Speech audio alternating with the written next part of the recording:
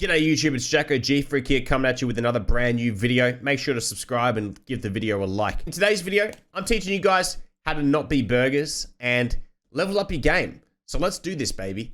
Alright, so let's start with perks. So for the perks, you really don't want to be running Ghost. Ghost is extremely underpowered, it's terrible. And I don't know if you guys know, but from Jack Frags' video, it seems that if you shoot even with a suppressor, you still show up on the minimap, which is so bizarre. So when you shoot, you still show up for 2 radar swipes before you actually disappear. So it's only really good for one flank, and then that's it, because you show up on the minimap anyway, if the other team has a radar on it. So with the perk system, I've had a play around, and the perks that I am liking, I was using the Phantom one, but I realized that that was just not for me, okay? I was using Assault and Perk Package 3, but I also figured that that also wasn't for me, because there's no point having overkill in this game at the moment, and there's no reason for having, you know, Strong Arm for throwing shit further when I'm using Semtexes. So what I did is I created my own perk package. For number 1, we have Scavenger. Scavenger, you're always running out of ammo. I'm always running out of ammo in this game. It is ridiculous. The next thing, Bomb Squad. Everyone is throwing so many tacticals off spawn. It is ridiculous. So you need to be able to take a grenade like an absolute champion. I find myself reloading all the time and needing to do it ASAP. So if you last a long time and you're on the game for a while, not dying too much, which is kind of hard, but you're in tough situations. If you're a run and gun player, especially, you need fast hands. You need to jump on board with that.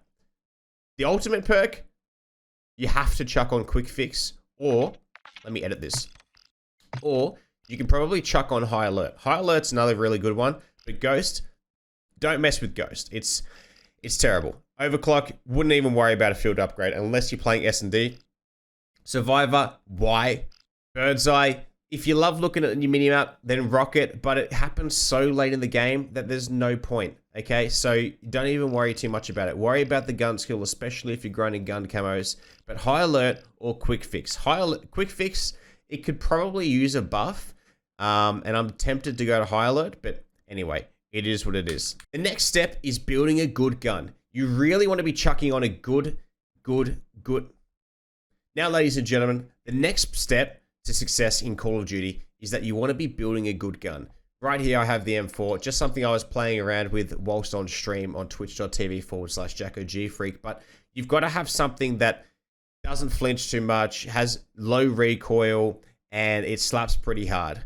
I find for myself is that if I have something with a lower flinch and low recoil, then I'm winning. You kind of get that in a Call of Duty game anyway, so it doesn't matter too much. But one thing that you guys have to note is that whenever you aim a corner or aim at someone and you're engaging in the middle of a gunfight, you need to aim at the chest, because if you aim it higher at the head, unless you've got a one-shot gun, you're just going to lose the gunfight, unfortunately, because of the fact that if they shoot you and get bullets onto you, your flinch is going to be high. It's going to actually knock you off shooting at them, and you'll be shooting up over their head. I'm exaggerating here, but you're shooting over their head.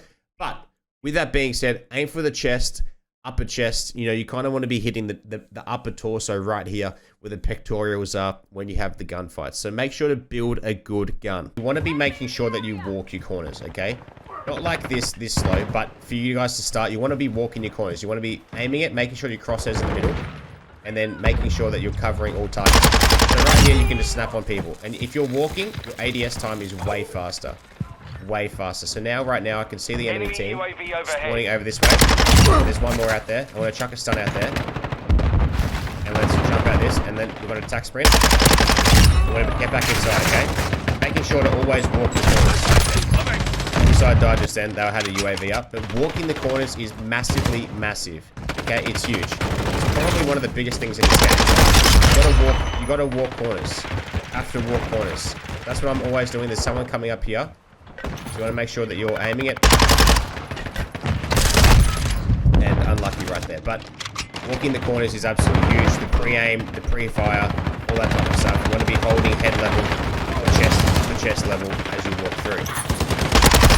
Another thing that I like to do is I like to turn my minimap. Okay, so when I go into buildings, I can see can see everything. I can see what's on the minimap. I'm walking these corners still, but I'm turning the minimap and I'm looking so I can stretch the minimap. So I call this minimap stretching, okay? So right here, you stretch the minimap, you see what's around. We don't have a UAV right now, unfortunately, but stretching the minimap at the top left is absolutely crucial to seeing what's on the minimap. So over here, we can see tags are over there, but see, so yeah, let's use these tags. So here, I can't see where they are, but if I turn my minimap, you can see the tags easily.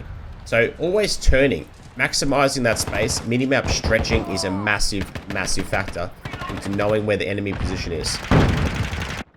Another tip that I have is finding good game modes. Playing something like TDM may seem very casually orientated and easy, which in today's day and age with skill-based matchmaking, it may not be the best option. And I personally don't believe it is. I personally play a lot of kill confirm to rank up my guns.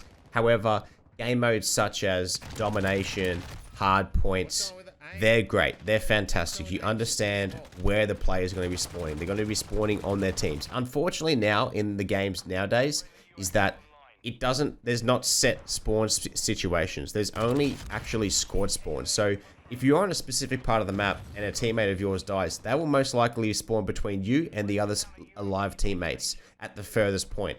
And that's kind of how it works now. So everyone spawns on top of each other and keeps them there, and that's called squad spawns. I hope you guys enjoyed the video. Thank you so much for tuning in. Make sure to subscribe and leave a like, and let me know what you guys want me to give you tips and tricks on next time. I'll see you on the next one. Peace out.